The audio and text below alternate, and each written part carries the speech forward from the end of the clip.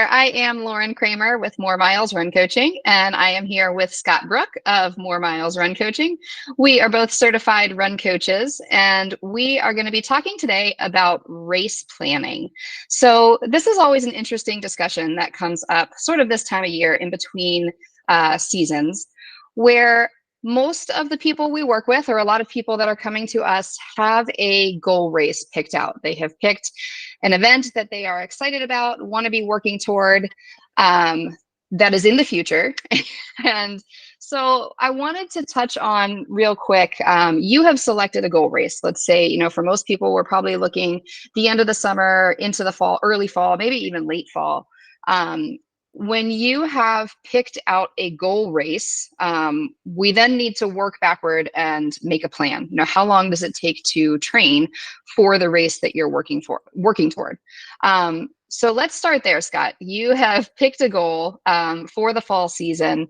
How long does it take to prepare for your goal race? So the preparation is really going to be dependent on the length of the race. So when we talk about endurance events, a 5K can be an endurance event.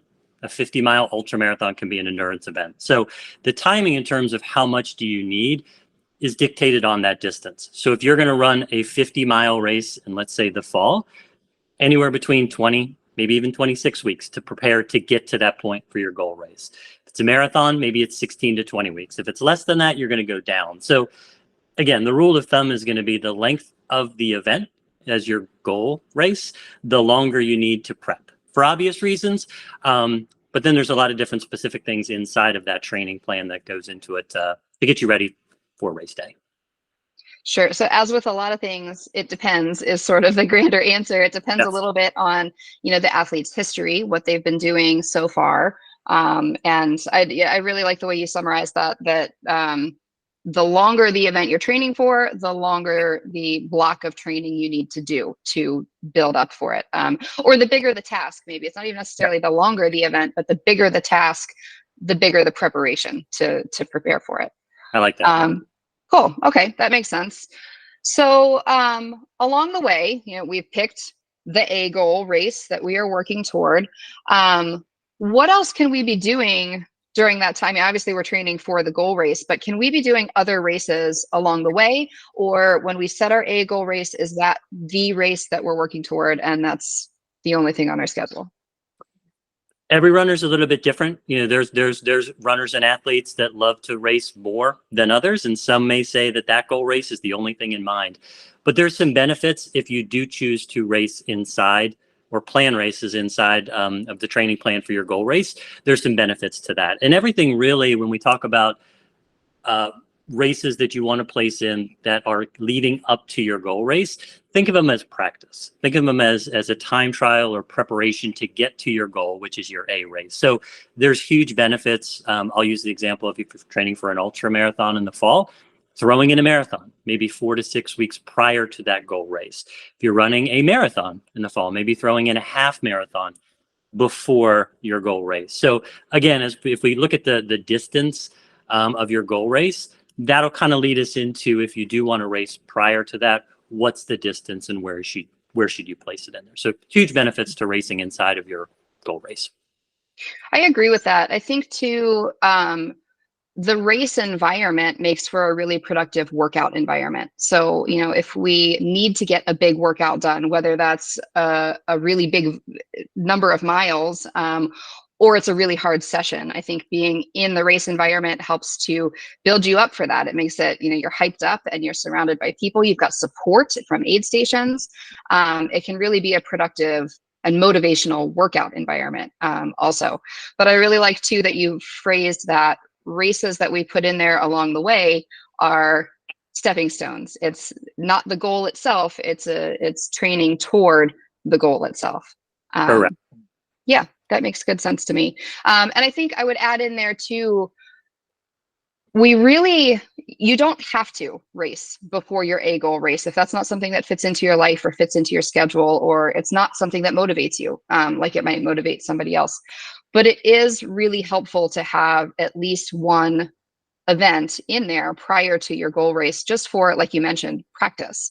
Practice in not just, getting up in the morning, practicing your fueling, figuring out what to wear, but practice being in that race environment and working hard when you're surrounded by a large number of people, or, just the steps that it takes to get to the start line, I think makes for good practice also. So it's not for everybody. It doesn't fit for everybody. But in general, doing at least one race along the way to building toward your goal race is going to be beneficial and productive for you. Correct. But that leads to the question, how much is too much? At what point are we loading too many races into our training calendar? Again, it depends on the athlete. So if somebody's a very seasoned, experienced runner in multiple events and distances, maybe they can handle a little bit more than somebody that maybe is not. And I think that's where really leaning on the coach-athlete relationship to know the signs of when is too much. So for example, too much may be if you've had a couple of races inside of your training plan that have been hard, and you've noticed maybe 2 days, 3 days, a week after that race inside of your training plan, you're more fatigued than normal. Maybe there's some cues and some signs that you're overdoing it. That's where you can work together to find out what makes sense, and maybe it's time to scale back on the racing a little bit. Again, keeping in mind that the goal at the end of this training block is really what we're gearing towards. So I think that's probably the most critical piece of it, is to look at it as, are you overdoing it inside of what your goal is, right? And then have that discussion and maybe scale back a little bit. Yeah, I think that's a good point. And I think, one thing that we have to consider is that the running community is very social, and races are an opportunity to be social in your community. And that's a big motivation and a big drive for a lot of people. And I think in general, we don't want to take that away. If you enjoy being in your community, I think that is important in its own way. But I think it's also important to recognize, if you are someone who likes to race frequently and be in that environment frequently, that going to a race doesn't always necessarily mean you're going to race, if that makes sense. So we might strategically plan that some races are going to be just an easy effort. You're going to go to the race, you're going to be with your friends, with your community, but you're going to run easy, or use it as part of a long run. And I think I would agree that it becomes too much at the point that it's interfering with your training, with the specific training that you do need to be doing. Yeah, and I think that's a great way to put it, is the intensity. You can get a lot of benefits of going to a race and using it as a race, using it as practice, if you will, mentally, just getting prepared without putting the intensity that some may think of a race, right? So I think that's a good call out, is the intensity you're putting into those races inside. Yeah, and I think that brings up another good point, and where a coach can be really helpful for you is choosing which types of races you should be doing, whether that is in distance or in terrain. We talked about choosing races that are like a build up or a practice toward your A goal. You can be doing that all along the way, but that's a place that your coach can really help you with. Okay, if you really want to race this month, it might be a good idea to look for a trail event of this distance, or we want to be looking for a race of this distance. Let's make sure that it's on pavement as opposed to packed dirt. Your coach can really help dial in, if you want to race, what kind of events you should be looking for, what kind of terrain you should be looking for. Yeah, exactly. So, if you're training for a 50-mile ultra marathon, maybe it's something you want to look at, a marathon or a 50K prior to that. If you're racing a marathon, maybe a half. If it's a half marathon, some 5Ks, 10Ks. So again, the general rule of looking at the distance, right, scaling back a little bit. But again, that relationship, you can work out a lot, the coach-athlete relationship, on what makes sense for them. I also think, this is just my opinion, you might feel differently. When you are building toward an A goal event, I generally believe that you're going to get your best performance out of that A goal if that's your longest distance. So if I have someone training for a marathon, in looking at other races and events along the way, I'm not going to have them go up to another marathon distance or over the marathon distance.